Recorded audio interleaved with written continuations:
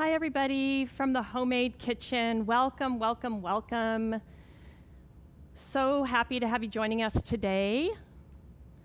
Thrilled to have our partner Providence join us with registered dietitian Megan Karch. Megan, thank you. It's so fun to be working with you again. I really enjoyed our last class we taught together.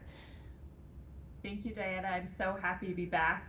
I'm also very happy to be back to celebrate National Nutrition Month.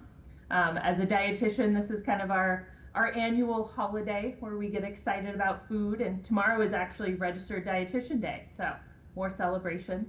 Yeah, that's great. Love the timing. And spring, I think, is right around the corner, right? We're hoping. Absolutely. We're hoping. Kind of some weird weather all over the country, hasn't there been? So really fun recipe today, and I am not a fan of a lot of cleanup, so I love this sheet pan salmon dish that we're making today. Lots of healthy, delicious herbs, healthy olive oils, of course salmon, which Megan will talk about in a few minutes with its good fats, its good omega fats in it. And so oven-baked fries, so not deep fried. We're going to use minimal fat. And it's a really, really fun recipe. So to honor those that are cooking along, I really want to get started with the sweet potatoes. And this is gonna take the longest in the oven and also probably the longest to prepare. This meal actually comes together pretty quickly, but there is some slicing and dicing and things. And the sweet potatoes is something that we definitely want to get started ahead of time, early on. So we have an orange fleshed and a white fleshed sweet potato. And when we look at the recipe that we're using today says to cut it into fries. So fries is pretty vague, right? What's a fry? Do you like a thin fry or a thick fry or a waffle fry? What kind of fry do you like? So I'm thinking about cooking time. A lot of cooking is just common sense. I'm thinking about cooking time. It's important that the shape that I make is that they're similar, so they cook at the same time. And I'm going to cut them pretty thin in a pretty traditional French fry shape, just for the sake of time today. And I'm going to keep it pretty thin. If you have more time at home and you want to cut a thicker fry, completely fine. They go into the oven. They take a little longer to bake. A little thinner, less time to bake. And we are leaving the skin on the sweet potato because lots of fiber and good nutrition in the skin. Okay, so they've been washed and scrubbed a little bit. So Megan, would you mind filling us all in, myself included, who's had this conversation numerous times as I'm cutting these sweet potatoes, telling us about yams versus sweet potatoes, white flesh versus orange flesh, if there's much of a difference, if that's worth talking about. And I know you and I had a discussion through email this week about leaving the skin on, which I also love to do for that nutrition and the fiber. Yeah, absolutely. When we're talking about the skin of the potato, that's actually about half of the fiber that's in the potato. And that's a pretty common feature for a lot of fruits and vegetables, that the skin is very fibrous and has a lot of the vitamins and minerals that we really want to eat. So in any opportunity to leave the skin, that's going to be better for us nutrition-wise.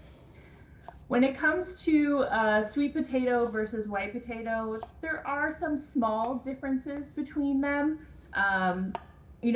Color is a visual indicator to us of some of the nutrition inside. So the fact that the sweet potato is this orange color tells us that there's more vitamin A and beta carotene in it, where the white potato doesn't have that. I'm also going to throw into the mix, there are purple potatoes too. You could find those at the grocery store. And so those have anthocyanins, a different type of nutrient in the potato. Potatoes in general are a really good source of potassium. There's only going to be a slight difference in terms of kind of carbohydrate content. If somebody's paying attention to their blood sugar, the sweet potato has a little bit less of that total carbohydrate. But when we talk about yams, I don't think I've ever actually seen a yam in the grocery store. So regular potatoes tend to come from South America, sweet potatoes tend to come more from Asia, and yams are an African food, and they have a really thick skin and they're more hairy than potatoes are, and we don't actually get that food. We just get the name used incorrectly, unfortunately. That's super interesting because you see them in the grocery store and people will seek them out. Fresh yams. Thank you. That's such great information. So these are cut. I love to use both the white fleshed and the orange flesh because I think it's pretty. And as we have talked about before, eating the rainbow is good for our bodies. So 2 different colors is nice. Just looks nice on the plate as well. The salmon is orange in color. And so incorporating the white sweet potato in there I think is kind of nice because it adds a little different color, little contrast. So I cut these into, I don't know, fry I said is pretty vague, right? Common sense in cooking. I don't know, these are about maybe a 1/2 inch by a 1/2 inch and as even as possible. So those are gonna go into the bowl and I'm gonna add the olive oil. Now the recipe says to put everything over the potatoes after you've cut them, and you can totally do that and it's completely fine, just to get a little more uniformity in dispersing it evenly amongst the vegetables against the potatoes so that they coat them nice and evenly. I'm gonna mix everything first together in a small bowl and then pour it on after it's mixed, okay? And then coat with my favorite kitchen tools, my clean hands, as long as they're nice and clean and cut free, and they are my favorite kitchen tools. Smoked paprika, this is really nice in this recipe. Smoked paprika is sometimes labeled Spanish paprika, and it has a little bit of a smoky flavor to it. It's very, very, very different than sweet Hungarian paprika. So it's really important to determine whether you need the sweet Hungarian paprika or smoked paprika. They are completely different. The smoked paprika, to me, somebody who, Megan, cover your ears, somebody who loves a whole bag of barbecue potato chips all to herself, that's me sometimes, the smoked paprika to me smells like barbecue potato chips. It has that really nice, sweet, smoky, chili kind of flavor and scent to it. So I love them. So we're using smoked paprika, which will give this dish a really nice flavor today. Onion powder and garlic powder I combined ahead of time, so that goes in next. And then we have the little bit of salt, not too much. We're gonna cook these for a while in the oven. So liquid is gonna evaporate, water's gonna evaporate, and the flavor's gonna concentrate. So you don't want these over salted. You can always sprinkle a little bit of salt on at the end, and a little bit of black pepper. And then I'm gonna mix that up and pour it over the potatoes. I've got my oven preheated ahead of time. It's a high temperature, so it's important to preheat the oven ahead of time. And a little trick to get all of that spice, very flavorful spice, out of the bowl. Instead of dirtying a spoon or rubber spatula, I'm just gonna take some of the vegetables and get all of it out of there. And then take my very clean hands once I have all of that out and just toss. And this way, I find you get a little more even coating with the spices and seasonings. The olive oil measurement, if it's a little bit light, you know, the measurement is 2 sweet potatoes for the full recipe. We're doing half a recipe. If it's a little bit light, you can add more oil because sweet potatoes are gonna vary in size. Some are gonna be smaller than others, and so 2 sweet potatoes is a little bit vague. Important here is that we spread them out so they're not touching. So we need heat, 425 degree, pretty intense heat, all the way around so we get nice golden caramelization, which is the browning of the sugars, all the way around. If they're touching, they're gonna release moisture into each other and they're gonna have a really difficult time browning. So don't spend a whole lot of time like strategically spreading them out, laying them down one by one. Just kind of scooch them around a little bit so that... What's important is that they're in a single layer. Absolutely. Thank you, Chef Kat. You're awesome. I'm so glad you're here. Thank you for that. Single layer. Super, super important. I'm just going to rinse my hands real quick here. Honestly, those already look yummy. They already what? They already look yummy. Don't they? Right? And then, as the recipe says, it's nice if you have a little bit of spray oil around to just give it a little spray. That's a powerful can of oil, and then into the oven they go, okay? So these are gonna take at least 15 minutes, probably longer. So we'll keep an eye on them, and then about halfway through cooking time, we will give them a toss. You don't have to pick each one of them up one by one and turn them over. We'll just sort of scooch the pan around and give it a little shake, maybe help with a little metal spatula. So that's it for the sweet potatoes. So super easy. and into the oven they go. So the next item is the salmon. We have 2 classes here at Homemade left this week, and they're wonderful classes coming up.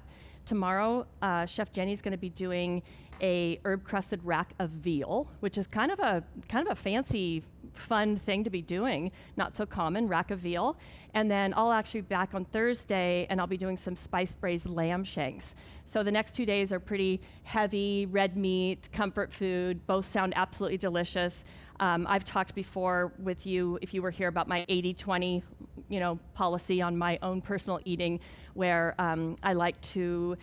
I enjoy my red meat, but I like to limit it and eat 80% of the time, eat super healthy and nutritious, like good salmon with good fats, and then that 20% of the time, maybe some more indulgent items. So the next 2 classes sound absolutely fabulous and delicious. But the salmon has so many great good fats in them, good omegas. And Megan, can you talk about that just a little bit more? You're the expert, not me. I love salmon, and I know it's good for me, but you have so much more information on that. Yeah, absolutely.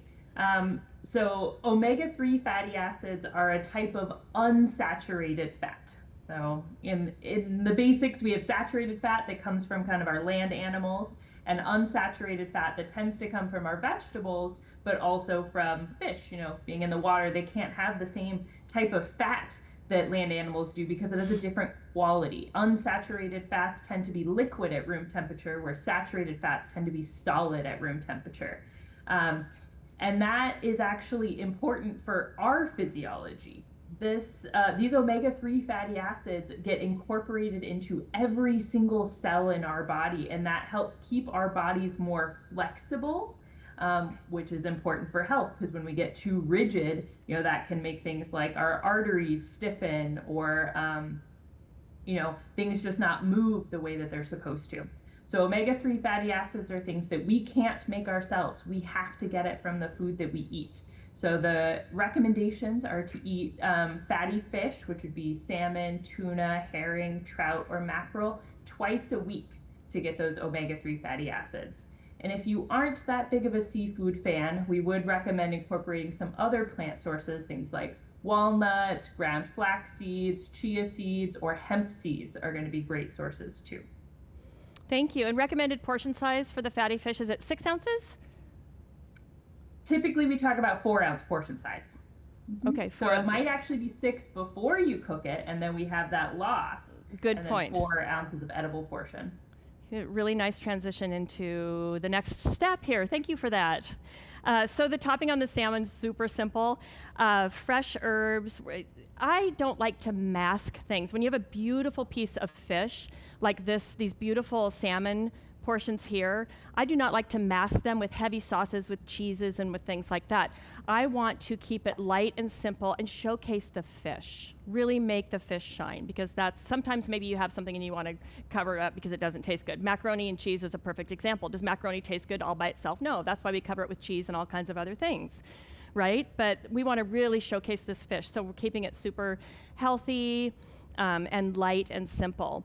And farmers markets, along with the National Nutrition Month, spring is coming. Farmers markets are opening up all over the country. It's wonderful to support your local economy by shopping at the farmers market. You also get a better, higher quality ingredient at your local farmers market. It's fresher, it's gonna last longer, typically higher quality. So we really wanna encourage you to visit your farmers markets. They're all over the country, and support your local economy and supporting your body by feeding it nutritionally. So very simple sauce. We have olive oil. And then the chopped dill, I chopped this up ahead of time because it's a fair amount. So if a recipe calls for a 1/2 cup of chopped dill or a 1/4 cup, I'm doing a couple of different herb dishes here today, whatever it calls for, you have to estimate and buy maybe a little bit more, because once you chop it, it becomes smaller pieces, and then the volume is less. Does that make sense? If I put packed leaves into a measuring cup and measure a 1/2 cup, and then I chop it, it's probably going to be more like a 1/4 cup. So does it really matter? No. Exact amounts don't matter so much. Sometimes in baking, it's really, really important. If you're adding baking soda or something to a baked dish, it does. But if you're adding fresh herbs, a little bit here and they're over or under can be completely fine, okay? So we have the fresh dill that's been chopped. And to store that fresh dill is a very delicate herb. So I like to recommend washing it, gently lifting it out of the water, and then wrapping it into a damp paper towel for storage. With delicate herbs like fresh dill, chives, mint, basil, things that are more delicate, not the hardier herbs like the oregano, marjoram, or rosemary, you bought these beautiful herbs, you want to be able to use them for a while. I found this the best way to wrap them and store them. A damp paper towel, and then gently into a Ziploc bag and into the refrigerator. And squeeze out as much excess air as you can out of the bag, and then keep it in the refrigerator. And I would say this fresh dill would come out of this in 4 or 5 days and look exactly the same as when I put it in there. Really, truly, it's a wonderful way to store fresh herbs. Can you put them in a little vase or glass or something in water? Sure, it looks pretty, it's nice, and they'll last longer because it's like a fresh flower. It's getting hydrated through the cut stem in the bottom. But I find this way you'll be able to keep your herbs a lot longer if you try this. So often the herb bunches are kind of big and we can't use them all for one dish.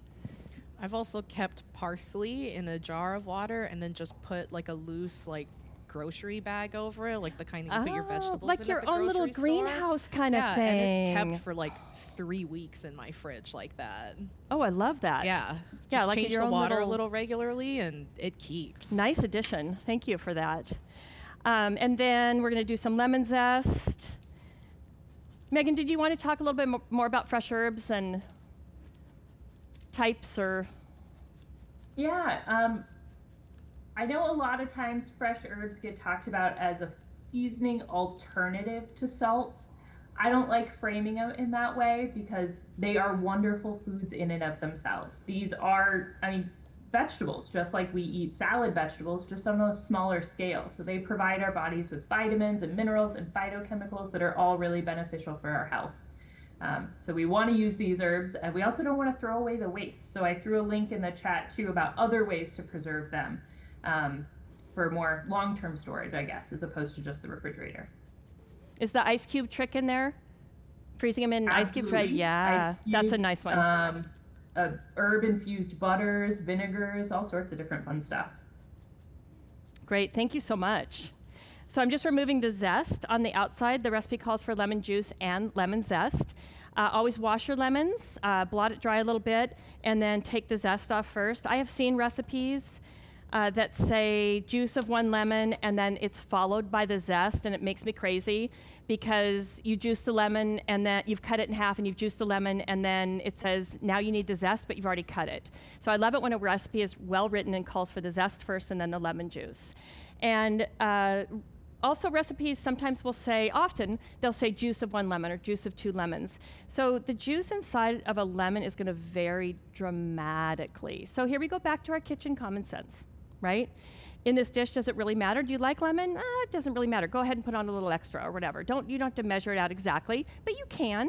So each lemon average, this is so average, it has 2 to 3 tablespoons of juice in it from the information that I found. Okay, I'm just passing that on. That's the information I found a couple of times.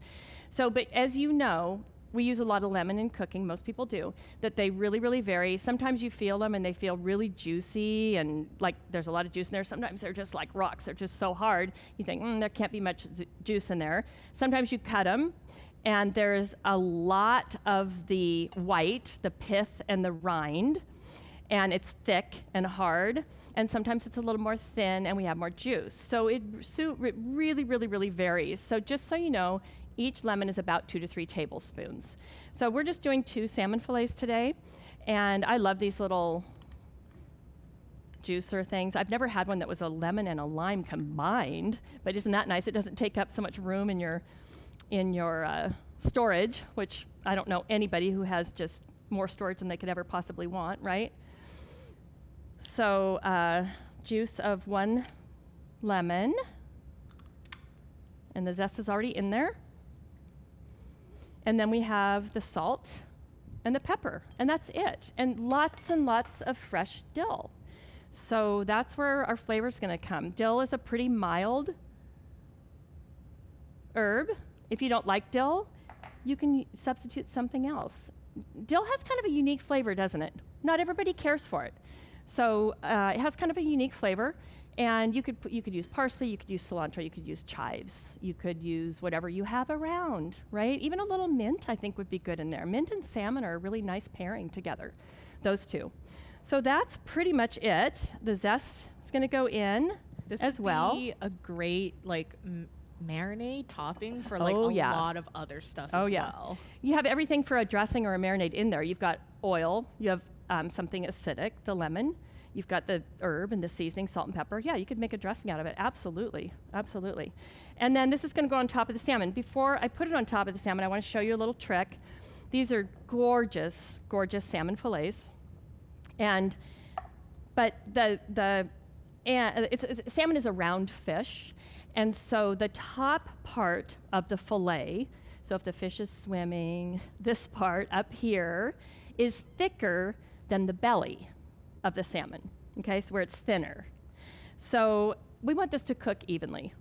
So to help this cook evenly in the oven, since we're using the oven technique, I'm going to just tuck the thin end under just a little bit on each fillet.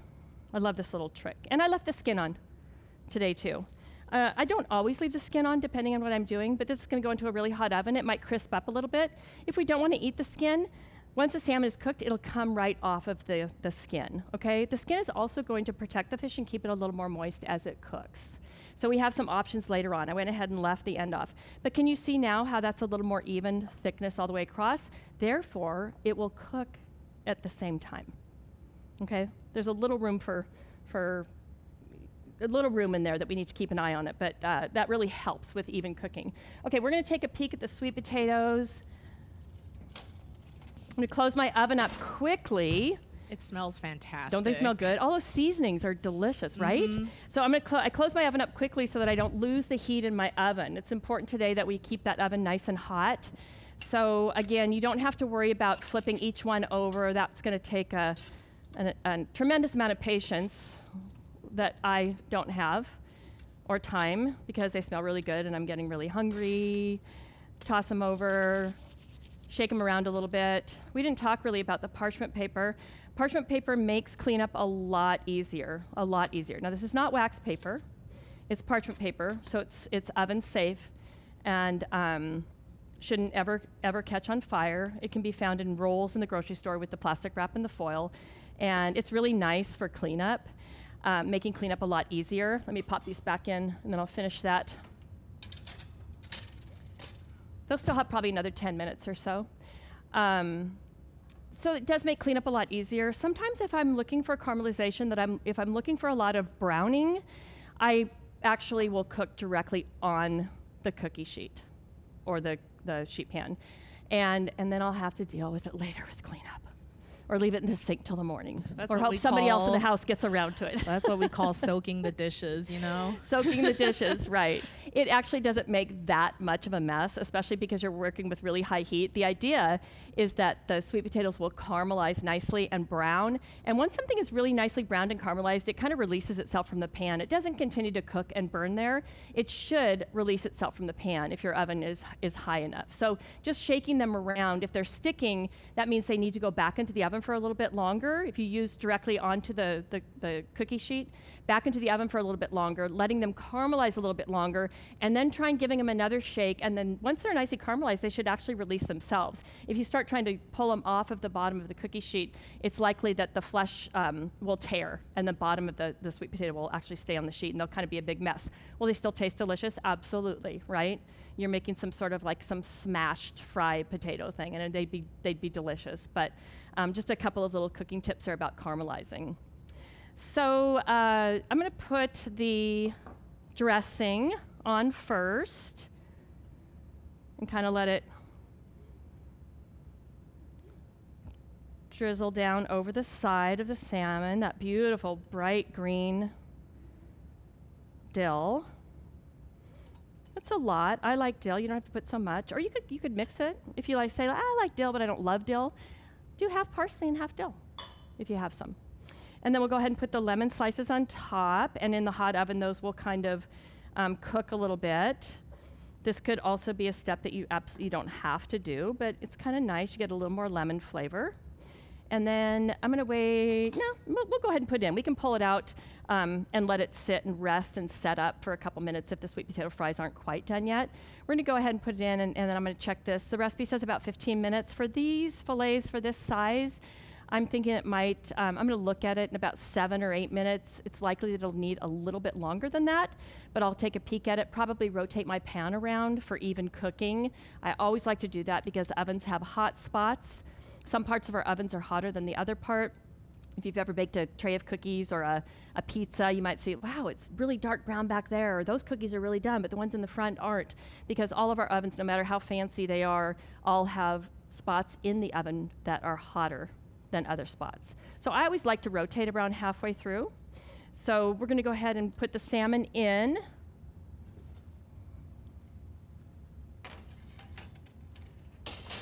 And I'll take a peek at that in about 7 minutes. I'm gonna add the asparagus in about 1 minute. I'm gonna pull it back out and add the asparagus. Depending on the thickness of your asparagus stalks, they could certainly be added when you put the salmon into the oven, okay? But sometimes you have asparagus that is really, really thick in season, and I love that thick asparagus, and sometimes you find asparagus that's really, really thin. And they are coming into season soon, right?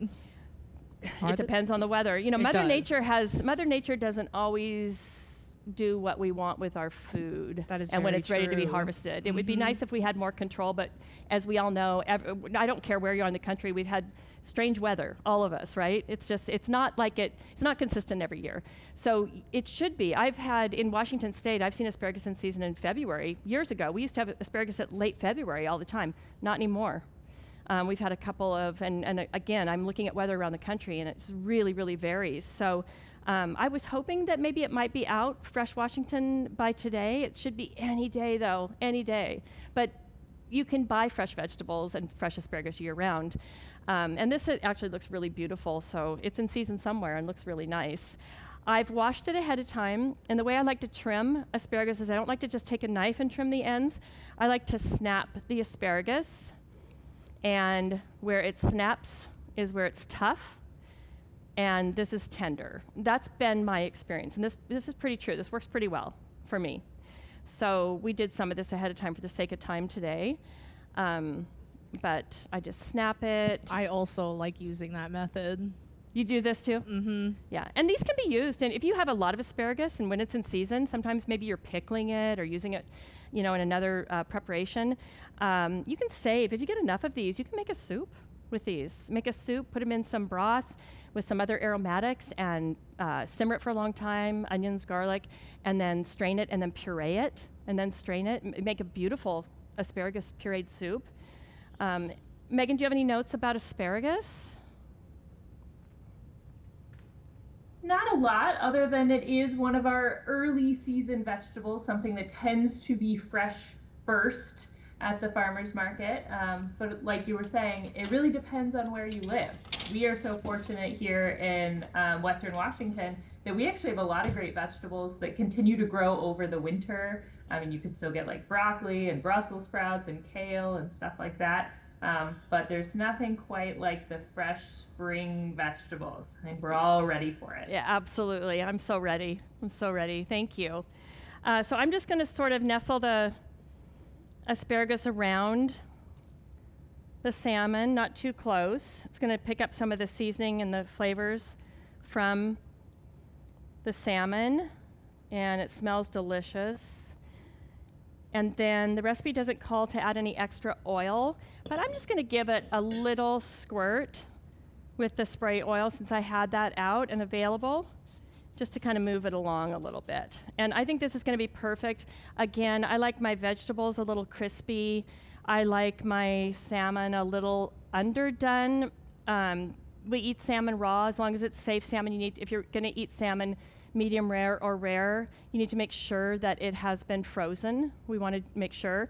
Recommended cooking temperature for salmon is 145 degrees. So if you have a thermometer, it's difficult, to be honest, it's difficult to temp the inside of a salmon fillet, especially in the preparation like this. It's just not very thick, and it's difficult to get an accurate internal temperature. So I'm just going to say common sense experience.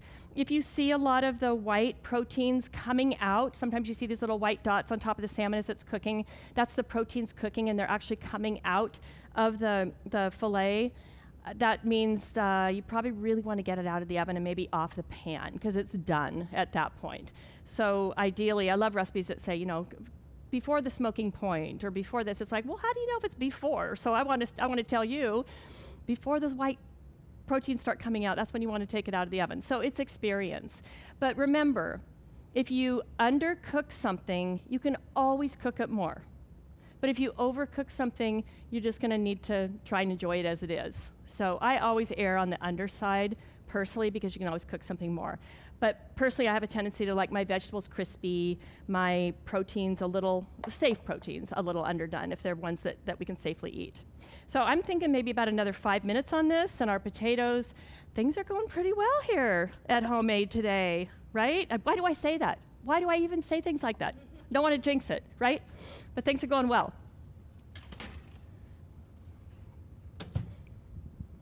We don't do things halfway here at Homemade. Did you think I was going to say something else? We're always having a good time here. We're always having fun. Okay, so that is going to be delicious. We had this little extra time, and following the theme of Nutrition Month, talking about farmers market, talking about fresh herbs, we decided today that we would make a sauce that would go really well. Not that this dish really needs a sauce, it's just an addition that can be used for other things. So we're making an Argentine sauce, traditionally, called a chimichurri. Chimichurri. That's kind of a fun word to say. And you can make this by hand using a cutting board and working on your chopping skills, or you can use a small food processor. So either one works. So in a chimichurri, traditionally, it has a hardy herb like an oregano or a marjoram. And you can use, it's my feeling that you can use oregano, fresh oregano and fresh marjoram interchangeably. I like fresh marjoram because fresh marjoram they actually call it sweet marjoram sometimes, and it has a little more of a sweet smell. It's still earthy, but a sweet smell, whereas oregano has a tendency to be a little more earthy and a little more spicy. So for me, if I have a choice between fresh oregano or fresh marjoram, I'm going to choose fresh marjoram, but you could use either one. And honestly, for like the dish that we're making today, you may not notice the difference, but I know if I buy fresh marjoram, I'll find another use for it because I really, really like it. Not to say that I don't like fresh oregano, because I like both. Marjoram and oregano, again, can be used interchangeably. Dried versus fresh herbs, it's a general rule to use twice as many fresh herbs as dried, because you're going to lose the moisture in the herbs as they dry and the flavor concentrates. So if a recipe calls for half of a teaspoon of a dried herb, then you would want to use a full teaspoon of a chopped fresh herb. And that rule seems to work pretty well for what's my experience in cooking. Megan, do you have anything to add to that, or do you have experience with that? I doubt I have more experience than Okay. you do. You've been in the kitchen for so long, teaching other people. I'm learning so much today. I doubt that. Anyway, thank you.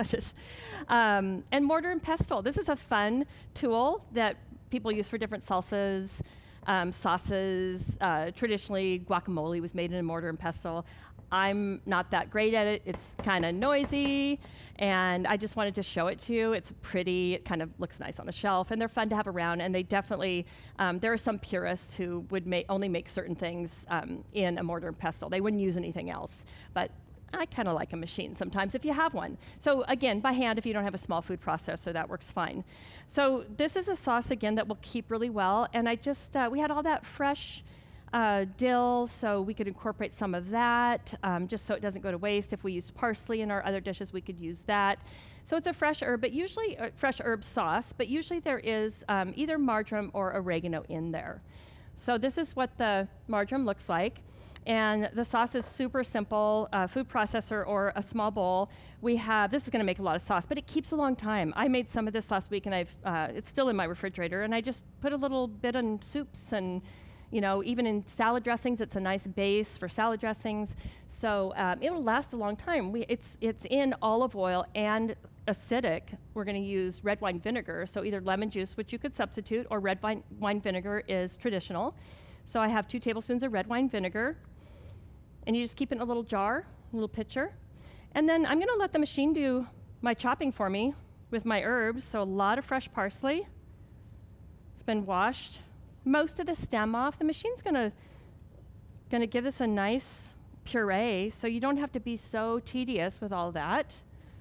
And let's go ahead and add the fresh leaves, fresh marjoram, and then garlic. This is a head of garlic. This is a clove of garlic, and this is a clove of garlic. And if you've been to my classes before, you've heard me say this. It makes me a little crazy, because if a recipe calls for 2 cloves of garlic, is it 2 of these, or is it 2 of these? What is it? We use your common sense. 2 cloves of garlic according to your heart. 2 cloves of garlic according to your heart and your taste, right? So I love garlic. This sauce, we use a little bit of it. I use the microplane for the garlic. I love that. Again, it's a dressing, a condiment. And then instead of grating my fingers on the microplane, I just put that little piece of garlic left over in there and let the machine do the rest of the work for it. So these microplanes are super handy tools to have around. You saw me use it for the zest, and now for garlic. I use it for ginger. You ever grated ginger? It has a lot of fibers in it. The microplane will really break up those fibers in ginger. We had a little question here. So do you need to grate the garlic in here, or could you just throw the garlic in That is such a good whole? question after I said, oh, don't chop up all those herbs. Don't do that. You all are so smart. So smart. Good questions. It's not necessary. I would chop it a little bit, just so sometimes a machine won't pick up that whole big piece of garlic. That is a great question. So yes, I would chop it a little bit. You don't have to use a microplane. And then we better peek in the oven and see what's happening.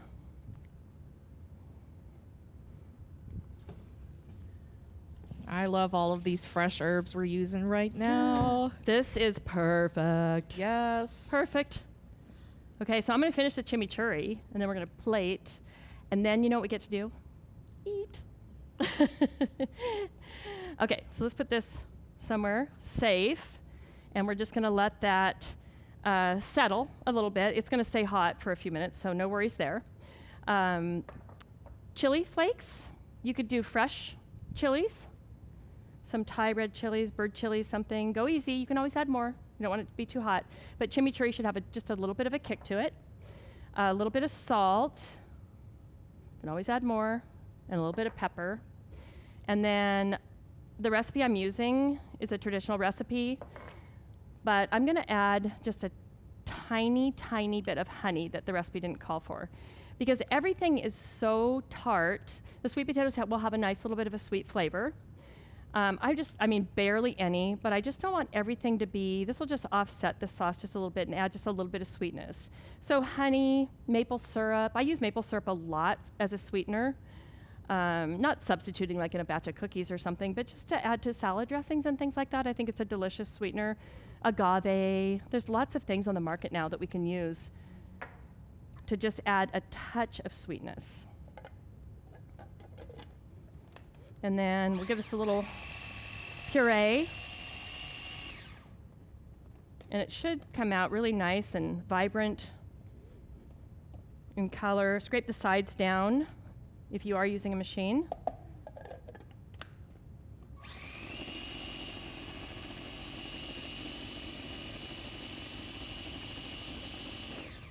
Could you go over your amounts one more time? I certainly can, because this was a little add-on, I'm sorry. So I had a half a cup of olive oil, 2 tablespoons of red wine vinegar, a half a cup of chopped parsley, 2 tablespoons of oregano or marjoram, 2 cloves of garlic, a little pinch of red chili flakes, little salt, little pepper, and then I added that tiny bit of honey in there as well. Yeah, and I'm happy to repeat those. Thank you so did you get much. it? Yeah, of course. And then again, this could go into a little jar, or since we're going to be eating here shortly, I'll just pour it into a little serving bowl so folks could add their own. And again, that'll keep for a long time. And feel free to add any additions, things that you like. A little less garlic, a little more, a different spice. Okay, so we'll check those sweet potatoes, and I think we're ready to put a plate together.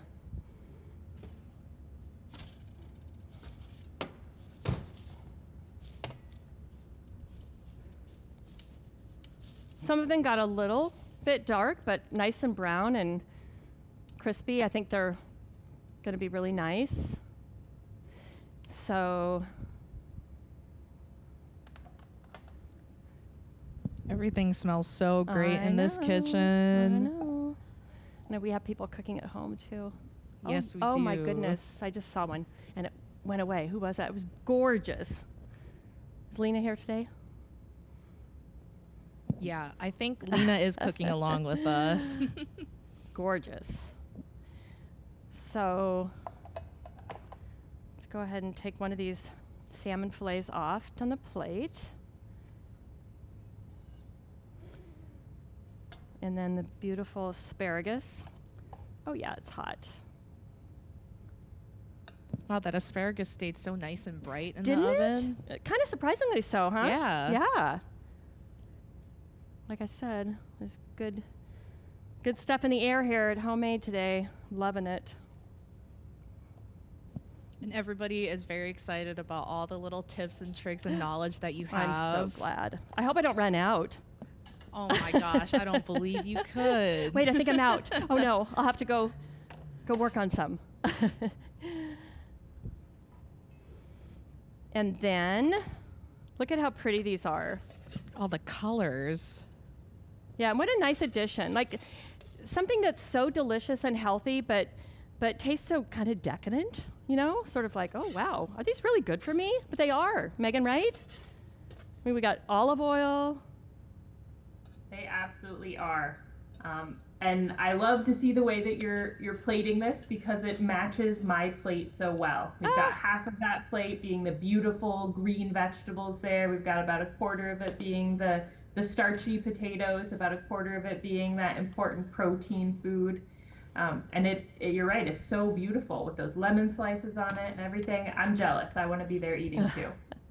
Come on down. We got lots.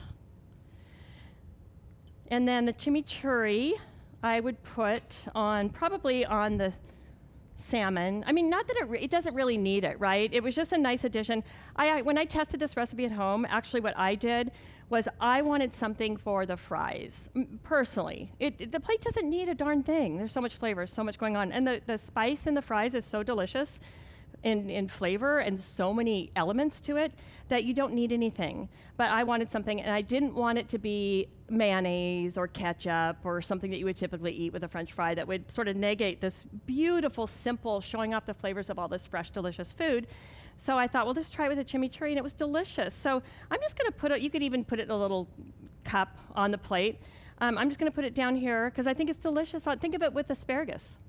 You know, all this beautiful herbs and garlic, delicious with the asparagus, delicious with the fries, delicious with the salmon. I mean, it kind of goes with everything and sort of ties the plate together. And also using some of those fresh herbs that you bought already and you have, just incorporate them into the sauce and then the whole plate kind of ties together. So, and then it's pretty nice, right? Nice looking plate, beautiful, lots of different colors. It looks so yummy. Options for asparagus. Not everybody loves asparagus. You could use, especially depending on the season, if asparagus wasn't quite out yet, you could certainly use green beans would be something that would be good. Zucchini Can look would at be Lena's delicious. plate Let me really see. quickly. Oh yeah, nice work, Lena. That looks delicious Wow. as well. Nice. Remember, didn't I say you can always cook them more, but you can't cook them less. I almost overcooked those fries, but I'll eat them. So let's see how the salmon, it looks like the proteins are just now, as it's sitting, starting to come out. It's super moist and flaky. So it's flaking, it's not firm anymore. So salmon, you should cook it until it flakes. You don't want to be cutting into it like a steak, right? So definitely cook it until it flakes and it's flaking. And then putting a little chimichurri on there.